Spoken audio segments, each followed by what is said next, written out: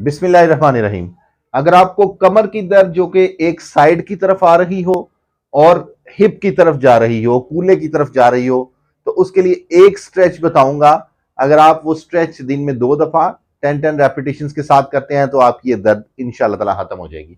करना आपने ये है कि आप बिल्कुल सीधा खड़े हो, बिल्कुल सीधा खड़े होके आपने सामने फुट रेस्ट रख लेना है।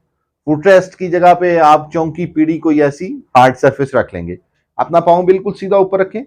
अब आपने पाँव बिल्कुल सीधा ऊपर रख लिया, लेकिन आप इसको थोड़ा सा उठा के, पाँव आपका सीधा रहेगा, पाँव सीधा रहेगा और साइड पे आएगा। थोड़ा सा पाँव सीधा रखें और साइड पे, दोनों बाजू ऊपर करें। आपने बिल्कुल सीधे ऊपर दोनों बाजू कर लिए। अब इस तरफ को झुकें, यहां से आप ये, आपको पूरा खिंचाव यहां तक महसूस होगा। 10 से 20 सेकंड्स का होल्ड करेंगे और दिन में 2 दफा ये वर्जिश करेंगे तो आपकी कमर की दर्द जो आपके साइड पे और कूल्हे पे आ रही है, इंशाल्लाह ताला इससे खत्म हो जाएगी। अपनी सेहत का बहुत ख्याल रखिएगा। शुक्रिया।